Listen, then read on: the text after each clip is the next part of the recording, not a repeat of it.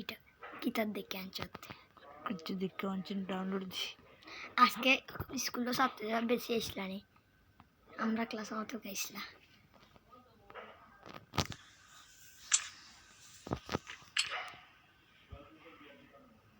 আমরা ক্লাসে কোনো গেতার কইছি না শুনোটা কাঞ্জে লাগেছিল আজকে মেহেন্দি পাতা আনছি আমরা ওই চেড়া রঙিন টাওয়ার একটা